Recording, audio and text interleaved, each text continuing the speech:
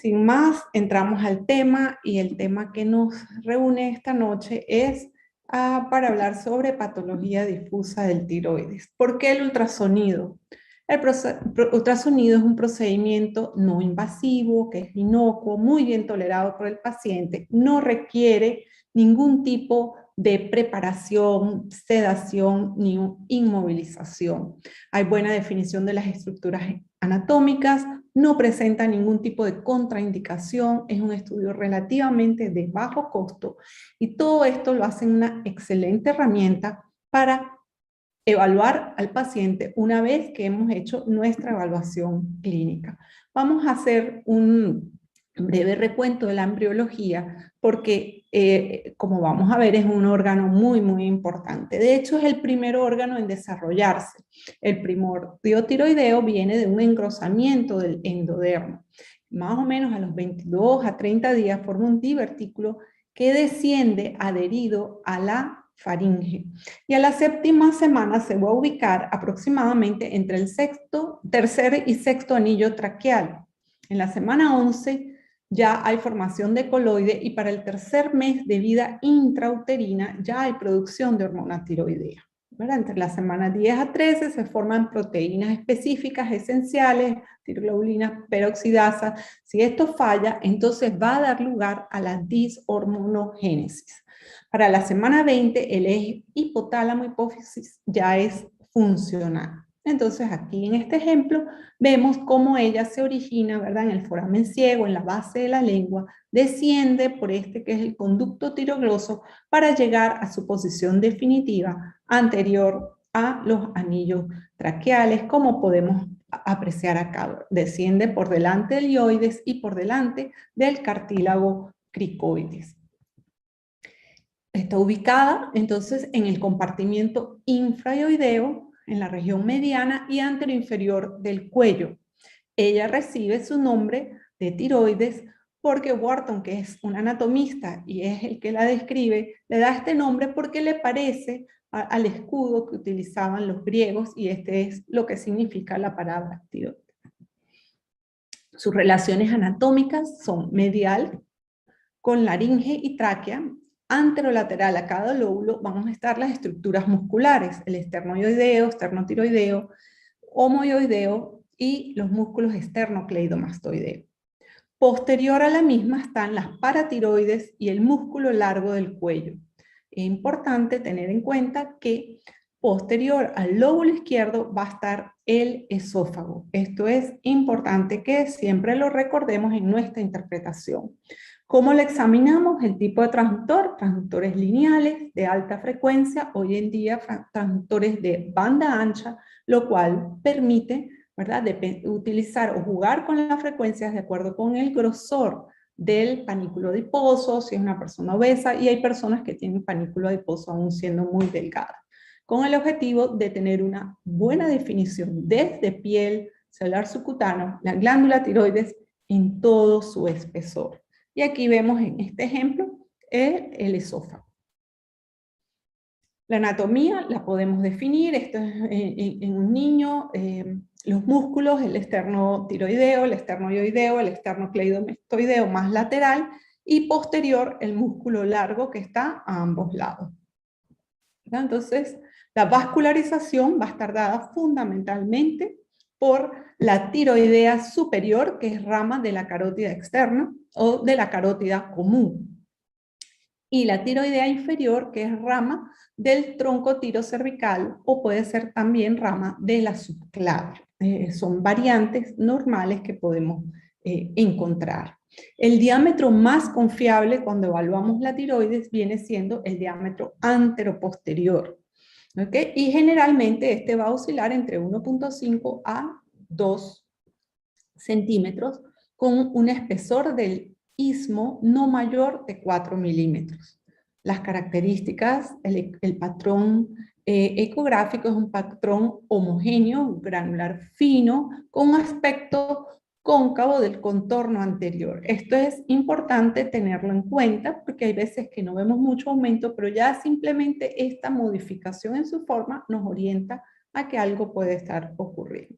Y debemos tener en cuenta que la adolescencia generalmente, sobre todo en las niñas, puede haber un aumento de tamaño de la glándula. Existen múltiples tablas, ¿verdad? E inclusive tablas por regiones, porque va a depender un poquito de la disposición del yodo, aunque hoy en día eso no es un problema, o es un problema menor. Entonces aquí vemos, ¿verdad? Una tiroides normal, comparativamente acá, un aumento en el volumen del istmo, y vemos cómo se pierde esa superficie cóncava anterior. Entonces, considerar que el tamaño de la tiroides va a variar con la edad, con el sexo, el peso, la talla y la superficie corporal. Está relacionada con la ingesta de yodo y va a depender también mucho de la experticia del operador, ¿verdad? Esto es muy importante. Como les dije antes, aumentan de volumen durante la adolescencia debido a un incremento en la actividad metabólica. Entonces, importante, y desde el punto de vista ecográfico, lo que mejor podemos aportar es tamaño, características ecográficas y la evaluación de las estructuras vecinas, sobre todo los ganglios linfáticos. La ecogenicidad la vamos a ver que es mayor que el tejido muscular, con una ecotextura fina, homogénea, y presencia de una cápsula muy bien definida, ligeramente ecogénica, que no siempre es perceptible, esto va, pero es lo que vamos a encontrar. Y la porción del istmo en el corte longitudinal, definir exactamente su relación con los anillos traqueales. Podemos evaluar con Doppler su vascularización con mayor facilidad, vemos los vasos periféricos, pero también hay vasos en el espesor. Y la velocidad pico sistólico en promedio normal está entre 20 a 40 centímetros de segundo, no mayor de esto, con una velocidad diastólica de 10 a 15. Realmente de manera regular no hacemos una evaluación cualitativa, no estamos midiendo velocidades. Generalmente lo hacemos más de tipo cuantitativo, o sea, qué tan vascularizada está la glándula 1. Con esto de base, pues vamos a entrar a hablar un poco sobre lo que es la enfermedad tiroidea difusa, que es un grupo de patologías que están bien caracterizadas, que ocasionan o generan una disfunción de la glándula tiroides, que puede ser de origen autoinmune o no autoinmune. Entonces están el bocio, la tiroiditis autoinmune y las tiroiditis no autoinmune. El bocio es un aumento de volumen de la glándula tiroides que está muy relacionado con la deficiencia de yodo, pero hay otras causas, que puede ser difuso o nodular. Y el paciente puede estar eutiroideo, hipotiroideo o hipertiroideo. Es decir, en ocasiones va a venir el paciente referido por un aumento de volumen del cuello, pero sus hormonas tiroideas y su, su aspecto físico y su clínica no aportan nada que hable de disfunción de la tiroides. Entonces vamos a ver, por ejemplo, acá una pequeña que consulta por aumento de volumen, ella es eutiroidea y vemos esa glándula difusamente aumentada de tamaño, de bordes cóncavos, con aumento en el istmo. La tiroides multinodular vamos a tener que hay una apariencia heterogénea, o sea, vamos a ver definir nódulos en el espesor de la glándula, nódulos que pueden tener ecogenicidad variable, ¿no? A veces de aspecto coloide, con pequeñas zonas quísticas ubicados en el espesor o hacia la periferia, y estos cambios quísticos generalmente secundarios a cambios degenerativos, como puede ser la presencia de zonas de hemorragia o de contenido coloide. Puede haber la presencia de calcificaciones y zonas de fibrosis, y en estos casos es importante, ¿por qué? Porque el ultrasonido va a permitir detectar o diferenciar aquel nódulo que pudiera tener características sospechosas y amerite una punción, y en este caso pues guiar la misma. Y entonces esto es lo que nosotros vamos a apreciar, ¿verdad? Una glándula aumentada de tamaño, de aspecto nodular, irregular, con nódulos de diferente tamaño, en donde puede haber un desplazamiento de las estructuras vasculares, de las estructuras musculares, inclusive en ocasiones de la tráquea. Vamos a evaluar la vascularización y Ya entrando entonces a lo que es las tiroiditis, tenemos la tiroiditis autoinmune, en ellas las tiroiditis de Hashimoto, la enfermedad de Graves-Basedow y otras que realmente son variación, como es la tiroiditis silente, es aquella que cursa sin mayor sintomatología. Tiroiditis posparto generalmente es a partir del parto hasta un año después, pacientes que presentan con clínica de tiroiditis, o la tiroiditis iatrogénica secundaria a medicamentos como la amiodarona, el propanolol y medicamentos ricos en yodo o que contienen yodo como algunos antitussígenos. Y las tiroiditis no autoinmunes, que las vamos a mencionar y las vamos a ver como son la tiroiditis aguda supurativa, la tiroiditis subaguda, tiroiditis también conocida como tiroiditis de Kerbein, que es quien la describe, y la tiroiditis de Reed. Entonces, en la tiroiditis autoinmune, vamos a tener que estas son las causas más comunes de disfunción tiroidea en niños y adolescentes y en poblaciones con un adecuado consumo de yodo. Está la tiroiditis de Hashimoto, que es la más común en niños, la enfermedad de Graves-Basedow estos se van a presentar tanto con hipo o hipertiroidismo. Generalmente, la tiroiditis de Hashimoto se relaciona con hipotiroidismo primario, la causa más común. Es descrita en 1912 por el doctor Hakaru Hashimoto con una predilección por el sexo femenino, en niños la causa más común del hipotiroidismo y en el adulto más común en la mujer en la edad entre 30 y 50 años. Es una enfermedad autoinmune crónica mediada por linfocitos. Este proceso lo que ocurre es una infiltración linfocitaria de la glándula tiroides que va a llevar a una destrucción del folículo tiroideo. Entonces, inicialmente el paciente va a presentar con hipertiroidismo para luego caer en hipotiroidismo. Y ellos se caracterizan porque a nivel de laboratorio tienen títulos altos de anticuerpos antiperoxidasa tiroidea y de la antitiroglobulina.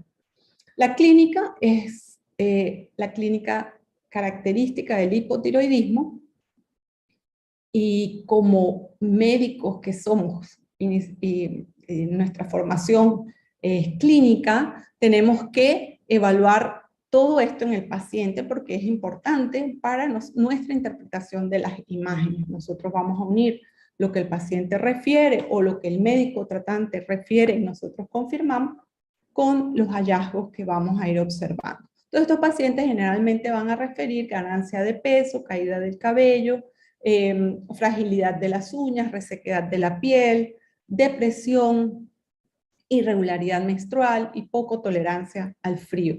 En muchas ocasiones son pacientes que inclusive vienen referidos del psiquiatra porque presentan estos cuadros de depresión. La presentación es variable, hay una presentación difusa y hay una presentación de tipo nodular. Hay una relación entre la ecogenicidad de la glándula y el tamaño glandular. Entonces, hay también varios trabajos publicados donde se relaciona la hipoecogenicidad con niveles de la hormona estimulante del tiroides, y esto se relaciona con la actividad inflamatoria y la presencia de los anticuerpos antitiroideos. Mientras más o menor sea la ecogenicidad, mientras más hipoecoica sea la glándula, se habla de que hay mayores niveles de la hormona tiroidestimulante y mayor actividad inflamatoria. Esto ya ha sido demostrado. Y hay una variedad de patrones de presentación ecográfica que los vamos a ver. En esta glándula podemos encontrar aumento en la vascularización, sin embargo, es variable. El aumento es variable. Y esto se dice o que ocurre debido a la liberación de factores angiogénicos y de citoquinas, es lo que va a producir. Existe un trabajo en el cual se estudió el valor del ultrasonido en predecir la enfermedad autoinmune del tiroides y se encontró que había un valor predictivo positivo del 88.3% y un valor predictivo negativo del 93%. Mientras mayor Mientras la glándula sea más hipoecoica y más heterogénea, esto está relacionado con una mayor disfunción tiroidea. Y con esto les permitió a ellos elaborar, y se ha utilizado de base y de referencia en muchas otras publicaciones, para indicar la importancia del ultrasonido en la evaluación de estos pacientes, porque muchas veces, a pesar de que no haya aún alteración bioquímica, o sea, no hay alteración en los valores en sangre, vemos que los cambios en la ecogenicidad, a la larga, el paciente va a desarrollar el hipotiroidismo. Y aquí algunos trabajos en donde apoyan esto que les estoy diciendo. Hay bastante literatura al respecto. Entonces, la tiroiditis Hashimoto es una tiroiditis linfocítica crónica autoinmune, en la cual hay un aumento indoloro de la glándula con una presentación que puede ser sin alteración inicial en las pruebas hormonales, puede presentarse el paciente también con el bocio e inclusive en etapas más tardías los podemos ver ya con una atrofia de la glándula tiroides por el mismo hecho de que la misma a veces es asintomática. ¿Sí? El paciente no tiene clínica de hipotiroidismo. ¿Okay? Y esto hace a veces que el paciente tenga recurrencia hasta que él finalmente cae en un hipotiroidismo. Eso más o menos es la evolución de la enfermedad. Entonces, desde el punto de vista ecográfico vamos a encontrar una glándula hipoecoica aumentada de tamaño, que en la fase aguda, sobre todo, va a tener unos bordes lobulados de aspecto nodular, con una vascularización aumentada que es variable, con un patrón heterogéneo, con presencia, dependiendo de la variedad, de pequeños nódulos y bandas fibrosas, y sobre todo en la etapa, en la evolución, en la fase final, hay una disminución del tamaño de la glándula y un predominio de esas bandas, de esas fibrosis que la glándula presenta. Con una alta frecuencia se asocia con otras enfermedades autoinmunes y hay el riesgo de enfermedad maligna, sobre todo en aquellos pacientes que presentan con zonas nodulares y nódulos que tengan calcificación. Vemos entonces la glándula aumentada de tamaño, micronodular, bordes lobulados, con o sin los septos fibrosos. Y acá vemos varios ejemplos. Se habla de que puede haber una variación o una hipoecogenicidad que afecta una parte de la glándula, no necesariamente todo, y hay algunos trabajos, hay algunos autores que esto, de acuerdo con esto, la gradúan, ¿verdad? En grado 1, si es menos de un tercio, grado 2, cuando hay más de un tercio de la glándula comprometida, y grado 3, si toda la glándula es hipoecoica. Y aquí vemos este ejemplo donde esta glándula, más que todo, una porción de la misma y el aumento en la vascularización de la misma. Un pacientito de 12 años con el antecedente de Hashimoto, que está en tratamiento, recibiendo su Eutirox, y sin embargo vemos cómo aún la glándula está bastante aumentada de tamaño, y si ustedes ven, y por eso es muy importante en el seteo de la imagen, para visualizar los bordes, como estos tienden a ser ligeramente lobulados, a pesar de que no vemos como tal un nódulo o una zona nodular en la glándula. Y el aumento de volumen del istmo. El mismo paciente, hacemos el Doppler y apreciamos el aumento en la vascularización. Entonces, otra clasificación de esta tiroiditis, en el caso de la pseudonodular, tipo 1, cuando es un aumento exclusivamente del lóbulo piramidal, y vamos a ver es que este aumento es en la porción central de la tiroides. En el tipo 2 es micronodular hiperecoico. Entonces definimos pequeños nódulos hiperecoicos en el espesor de la glándula y bandas hipoecoicas periféricas, o que son las que nos permiten delimitar estos nódulos. Y aquí otro ejemplo, ¿verdad? Donde apreciamos la glándula marcadamente aumentada de tamaño y vemos, en este caso quizás algo mixto, hay nódulos hipoecoicos, pero presencia de pequeños nódulos hiperecoicos de localización central y periférica y de manera difusa en toda la glándula tiroidea. Como una variante de estos nódulos hiperecoicos está la presencia del nódulo único, llamado también white knight, o la traducción que sería caballo blanco, y se dice que esto corresponde con un nódulo o una zona de regeneración dentro del cuadro de la tiroiditis de la presentación. Y entonces vemos una tiroides que realmente hay una cierta heterogeneidad del parénquima, ven un patrón, diríamos que micronodular, y este nódulo único y hiperecoico muy bien definido, vascularizado cuando realizamos el Doppler o complementamos con el Doppler color. El micronodular hipoecoico, ya venimos hablando de esto, entonces la glándula presenta ese aspecto, fíjense, lobulado y múltiples zonas hipoecoicas de manera difusa y también conocido como piel de jirafa.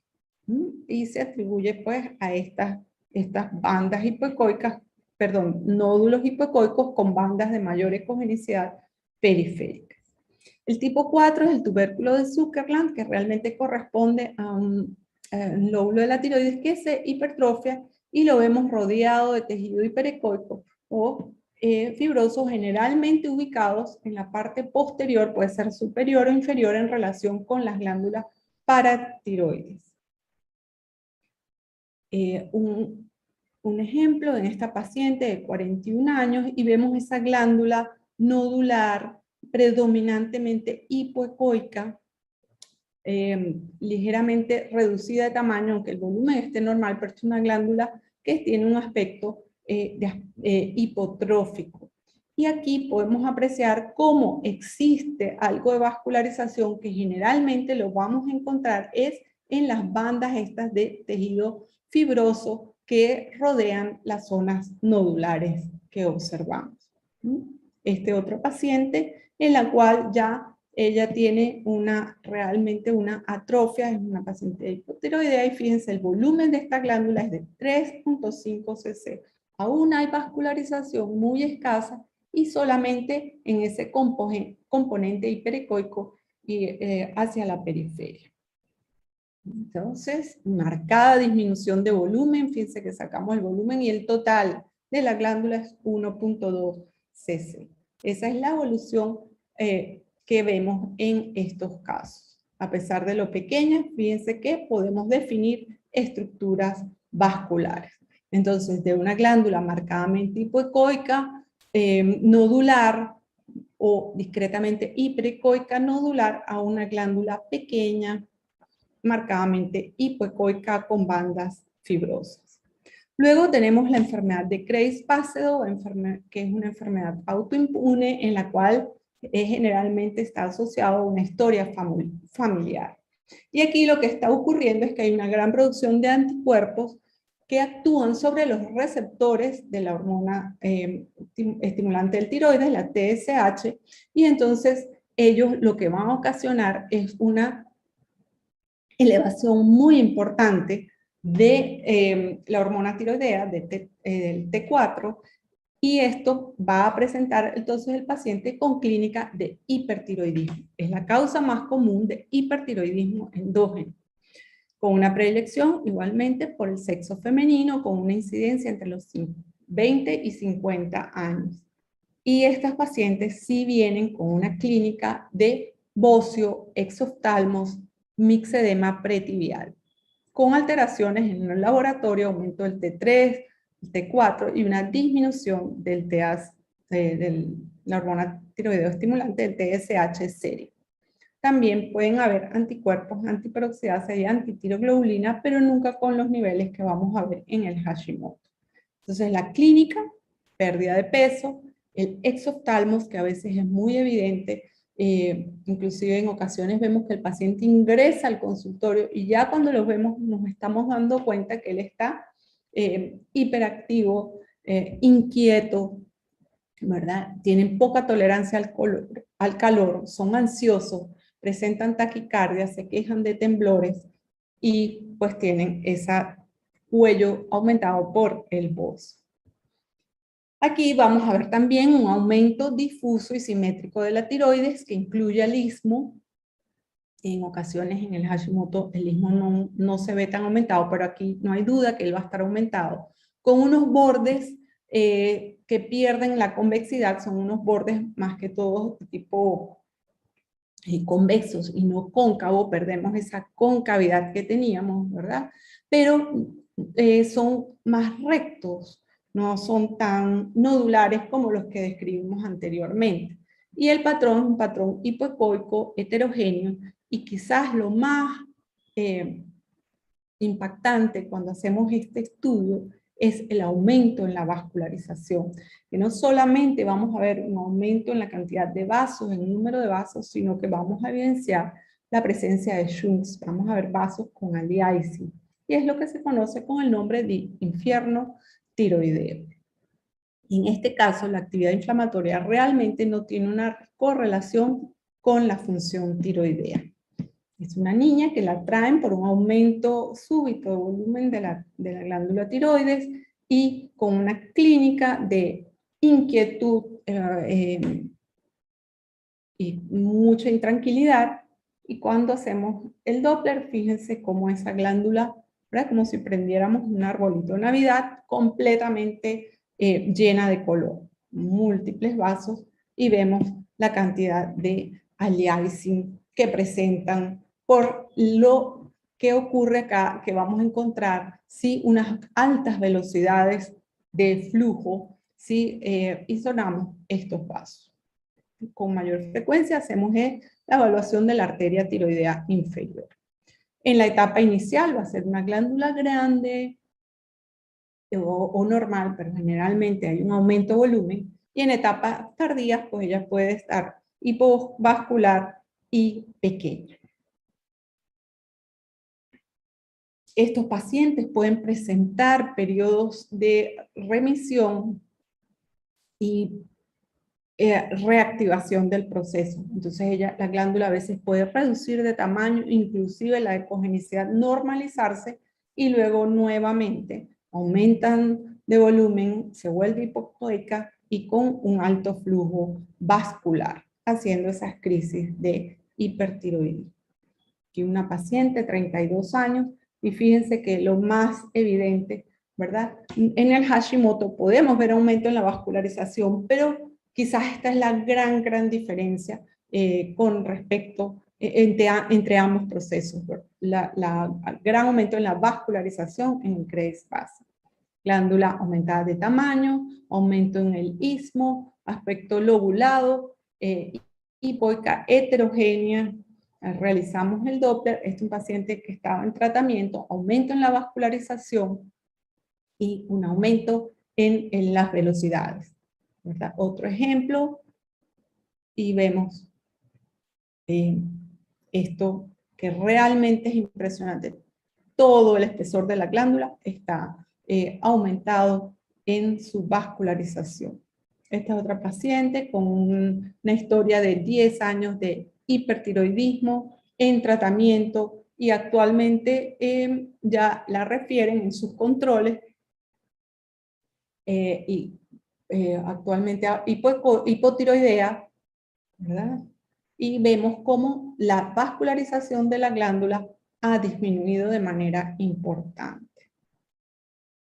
Entonces acá otros ejemplos, aumento de volumen de la glándula, vemos que es una glándula hipoecoica, es variable la heterogeneidad de la glándula, pero lo que sí de manera consistente vamos a observar es ese aumento en la vascularización, y creo que esto es algo que ustedes se van a llevar y no se nos olvida, ¿no? Porque es toda la glándula. Istmo no respeta realmente la misma.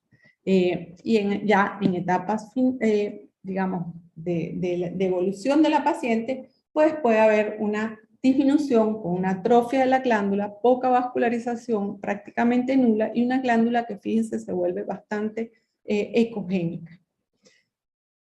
En cuanto a las tiroiditis no autoinmunes, la tiroiditis de Kerbein o granulomatosa subaguda es una enfermedad inflamatoria no supurativa de la glándula.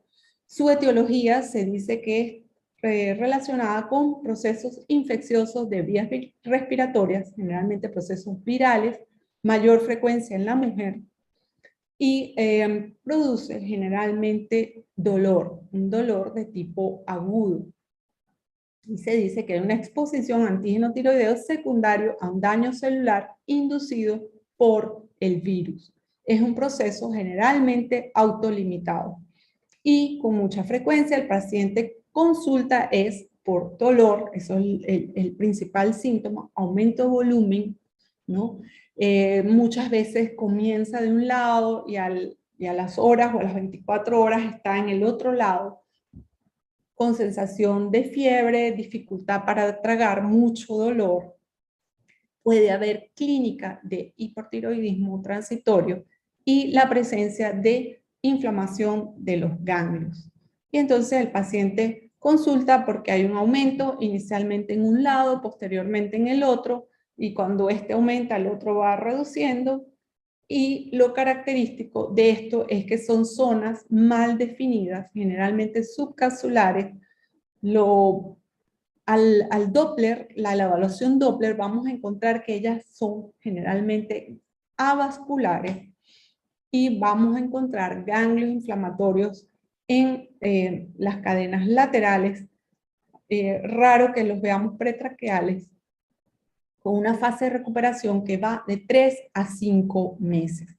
Puede haber una zona nodular residual, pueden evolucionar hacia atrofia con hipotiroidismo, pero en su mayoría ellos retornan a la normalidad.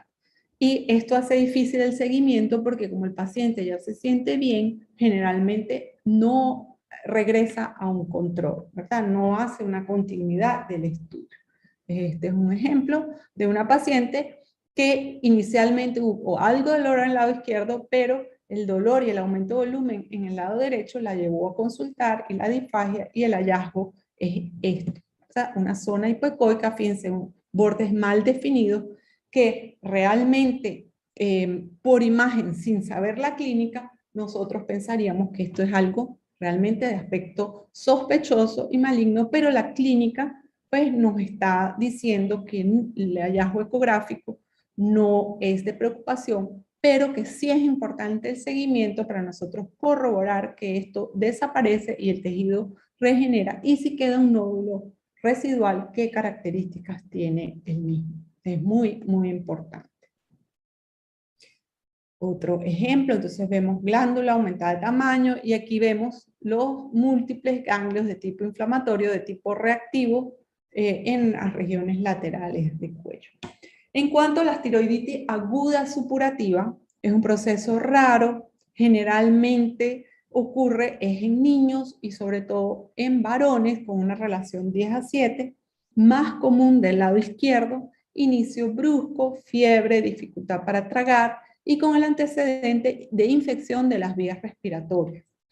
Hay que, cuando encontramos este tipo de proceso, evaluar bien el cuello para descartar la posibilidad de anomalías anatómicas que pudieran ser la causa, como pueden ser quistes branquiales, persistencia del conducto tirocloso o alguna fístula que esté dando lugar al proceso. Pueden ser también secundarios a una punción de la glándula. Y entonces, ¿qué vamos a ver? En los ejemplos que les voy a mostrar, por casualidad, pues todos son varones, niños, en este caso un niño de 10 años, que consulta por aumento de volumen, dolor, y vemos cómo el proceso es una masa hipoecoica heterogénea que inclusive se extiende hacia el celular subcutáneo, con cambios de tipo inflamatorio y una celulitis periférica.